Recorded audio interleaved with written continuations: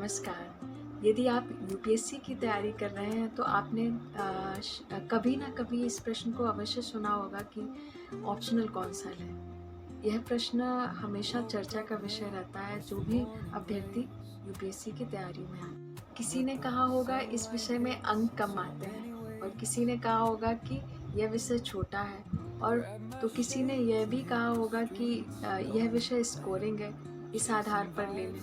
लेकिन मैंने किन कारणों से ऑप्शनल को चुना तो वो मैं आपसे शेयर करना चाहूँगी। लेकिन मैंने हिंदी साहित्य इन कारणों से नहीं चुना।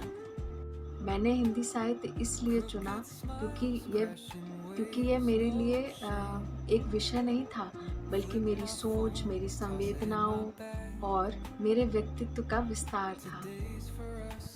जब मैंने 2022 में यूपीएससी की तैयारी शुरू की, तब मेरे सामने भी यही दुविधा थी जो हर अभ्यर्थी के सामने होती है कि ऑप्शनल विषय कौन सा चुनें। ऐसा ऑप्शनल चुनूं जो हमारे विषय में अंक अधिक दिला दे, या ऐसा विषय चुनूं जो पढ़ते समय हमें संतुष्टि प्रदान करे।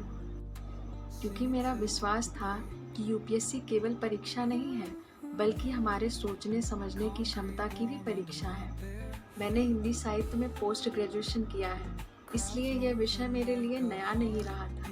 लेकिन सच कहूँ तो हिंदी साहित्य से मेरा रिश्ता विश्वविद्यालय तक सीमित नहीं रहा। जब मेरे जीवन में कठिन समय आया, तब साहित्य ने मुझे संभाला। कभी किसी कविता ने धैर्य सिखाया, तो कभी किसी कहानी ने संघर्ष का अर्थ समझाया, तो कभी किसी पात्र ने यह बताया कि जीवन केवल सफलता का नाम नहीं है। धीरे धीरे मुझे समझ आने लगा कि साहित्य केवल परीक्षा के उत्तर लिखना नहीं सिखाता है, बल्कि वह बताता है कि प्रेम क्या है, त्याग क्या है, संवेदनशीलता क्या है और आत्मसम्मान का वास्तविक अर्थ क्या है।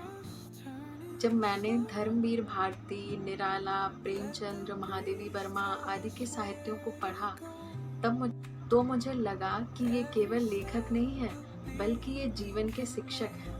इनकी रचनाओं में समाज भी है, संघर्ष भी है, आशाएं भी हैं। बहुत लोगों ने मुझसे कहा कि हिंदी साहित्य क्यों, इससे क्या मिलेगा, कोई दूसरा विषय ले लो।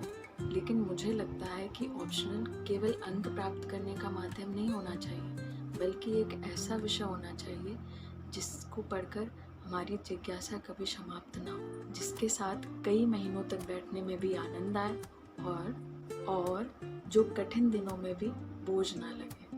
हाँ, हिंदी साहित्य आसान नहीं है।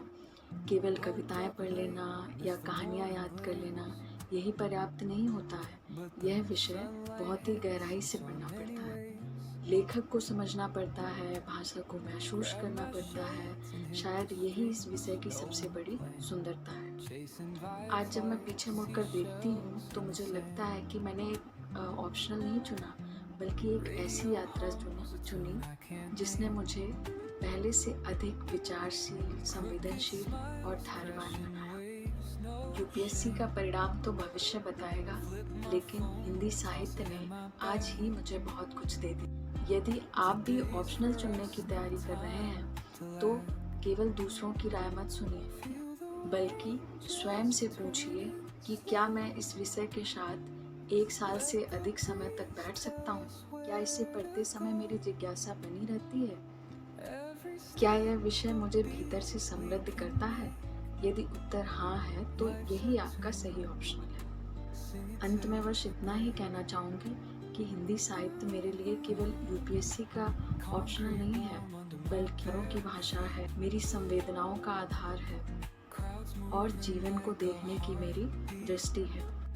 यदि इस वीडियो ने थोड़ा भी सोचने पर मजबूर किया है तो अपनी राय अवश्य कमेंट में लिखें। आपने अपना ऑप्शनल किस आधार पर चुना, ये अवश्य बताएं।